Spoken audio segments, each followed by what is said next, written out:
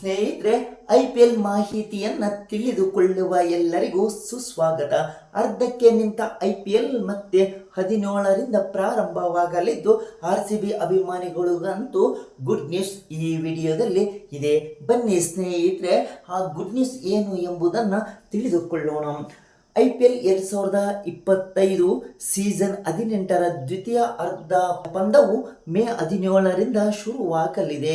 ಶನಿವಾರ ಆರಂಭವಾಗಲಿರುವ ಪಂದ್ಯಾವಳಿಯ ಮೊದಲ ಮ್ಯಾಚ್ನಲ್ಲಿ ರಾಯಲ್ ಚಾಲೆಂಜರ್ಸ್ ಬೆಂಗಳೂರು ಹಾಗೂ ಕೋಲ್ಕತಾ ನೈಟ್ ರೈಡರ್ಸ್ ತಂಡಗಳು ಮುಖಾಮುಖಿಯಾಗಲಿವೆ.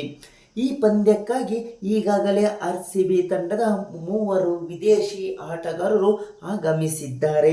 ಭಾರತ ಮತ್ತು ಪಾಕ್ ನಡುವಣ ಯುದ್ಧ ಭೀತಿ ಹಿನ್ನೆಲೆಯಲ್ಲಿ ತವರಿಗೆ ತೆರಳಿದ್ದ ವೆಸ್ಟ್ ಇಂಡೀಸ್ನ ಸ್ಫೋಟಕ ದಾಂಡಿಗ ರೊಮಾರಿಯೋ ಶೆಫರ್ಡ್ ಅವರು ಬುಧವಾರ ಭಾರತಕ್ಕೆ ಹಿಂದಿರುಗಿದ್ದಾರೆ. ಹೀಗಾಗಿ RCB ತಂಡದ ಮುಂದಿನ ಪಂದ್ಯದಲ್ಲಿ ಕೆರಿಬಿಯನ್ ದೈತ್ಯ ಕಾಣಿಸಿಕೊಳ್ಳುವುದಂತೂ ಖಚಿತ ಎನ್ನಬಹುದು. ಇನ್ನು ಇಂಗ್ಲೆಂಡ್ ಆಟಗಾರರಾದ ಲಿಯಮ್ ಲಿವಿಂಗ್ಸ್ಟೋನ್ ಹಾಗೂ ಜೇಕಬ್ ಬೆಥೆಲ್ ಅವರು RCB ತಂಡವನ್ನು ಕೂಡಿಕೊಂಡಿದ್ದಾರೆ. ಈ ಇಬ್ಬರು ಆಟಗಾರರು ಕೂಡ ಕೋಲ್ಕತಾ ನೈಟ್ ರೈಡರ್ಸ್ ವಿರುದ್ಧದ ಪಂದ್ಯದ ವೇಳೆ ಲಭ್ಯ ಇರಲಿದ್ದಾರೆ. ಹೀಗಾಗಿ KKR ವಿರುದ್ಧ RCB ಪರ ಬೆಥೆಲ್ ಇನ್ನಿಂಗ್ಸ್ ಆರಂಭಿಸುವುದಂತೂ ಎದುರು ನೋಡಬಹುದು. ಇದಾಗ್ಯೂ 2 ಪಂದ್ಯಗಳ ಬಳಿಕ ಜೇಕಬ್ ಬೆಥೆಲ್ ಹಾಗೂ ರೊಮಾರಿಯೋ ಶೆಫರ್ಡ್ ತವರಿಗೆ ಹಿಂತಿರುಗುವ ಸಾಧ್ಯತೆ ಇದೆ. ಏಕೆಂದರೆ ಇಂಗ್ಲೆಂಡ್ ಹಾಗೂ ವೆಸ್ಟ್ ಇಂಡೀಸ್ ನಡುವಣ ಏಕದಿನ ಸರಣಿ ಮೇ 29ರಿಂದ ಶುರುವಾಗಲಿದೆ. ಈ ಸರಣಿಗಾಗಿ ಬೆಥೆಲ್ ಹಾಗೂ ಶೆಫರ್ಡ್ ಮೇ 25ರ ಬಳಿಕ ಇಂಗ್ಲೆಂಡ್ಗೆ ತೆರಳುವ ಸಾಧ್ಯತೆ ಇದೆ. ಇನ್ನು ಲಿಯಮ್ ಲಿವಿಂಗ್ಸ್ಟೋನ್ RCB ತಂಡದಲ್ಲೇ ಉಳಿಯಲಿದ್ದಾರೆ. ಏಕೆಂದರೆ ಈ ಬಾರಿ ಲಿವಿಂಗ್ಸ್ಟೋನ್ ಅವರಿಗೆ ಇಂಗ್ಲೆಂಡ್ ತಂಡದಲ್ಲಿ ಸ್ಥಾನ ಲಭಿಸಿಲ್ಲ.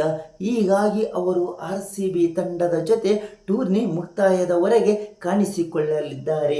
ಇದಾಗ್ಯೂ ಫಿಲ್ ಸಾಲ್ಟ್ ಅವರ ಲಭ್ಯತೆಯ ಬಗ್ಗೆ ಯಾವುದೇ ಖಚಿತತೆ ಇನ್ನೂ ಇಲ್ಲ. ಏಕೆಂದರೆ ಸಾಲ್ಟ್ ಅನಾರೋಗ್ಯದ ಕಾರಣ IPLನ ಕೆಲ ಪಂದ್ಯಗಳಿಂದ ಹೊರಗುಳಿದಿದ್ದಾರೆ. ಇದೀಗ ಇಂಗ್ಲೆಂಡಿಗೆ ತೆರಳಿರುವ ಅವರು ವಾಪಸ್ಸಾಗಲಿದ್ದಾರಾ ಎಂಬುದೇ ಪ್ರಶ್ನೆಯಾಗಿದೆ. ಒಂದು ವೇಳೆ ಸಾಲ್ಟ್ ಮರಳಿದರೆ RCB ತಂಡದ ಎಲ್ಲ ಪಂದ್ಯಗಳಿಗೂ ಕೂಡ ಲಭ್ಯ ಇರಲಿದ್ದಾರೆ. ಏಕೆಂದರೆ ವೆಸ್ಟ್ ಇಂಡೀಸ್ ವಿರುದ್ಧದ ಏಕದಿನ ಸರಣಿಗೆ ಫಿಲ್ ಸಾಲ್ಟ್ ಕೂಡ ಆಯ್ಕೆಯಾಗಿಲ್ಲ. ಸ್ನೇಹಿತರೆ, RCB ತಂಡಕ್ಕೆ ಇನ್ನು ಗುಡ್ ಮತ್ತು ಬ್ಯಾಡ್ ನ್ಯೂಸ್ ಏನಪ್ಪಾ ಅಂತಂದರೆ, RCBಯಲ್ಲಿ ಇದುವರೆಗೂ ಆಡಿರ್ತಕ್ಕಂಥ ಕನ್ನಡಿಗ ದೇವದತ್ ಪಡಿಕ್ಕಲ್ ಅವರು RCB ತಂಡದಿಂದ ಹೊರಗುಳಿದಿದ್ದಾರೆ.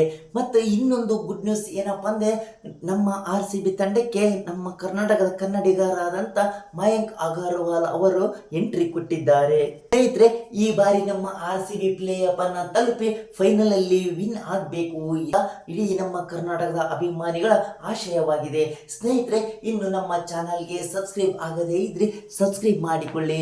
ಯಾಕೆಂದರೆ ನಿಮ್ಮ ಒಂದು ಸಬ್ಸ್ಕ್ರೈಬ್ ಮತ್ತು ಲೈಕ್, ಒಂದು ಶೇರ್ ನಮಗೆ ಸಪೋರ್ಟ್ ಆಗಿ ಇರುತ್ತೆ. ಮುಂದಿನ ವಿಡಿಯೋದಲ್ಲಿ ಮತ್ತೆ ಸಿಗೋಣ. ಜೈ ಹಿಂದ್.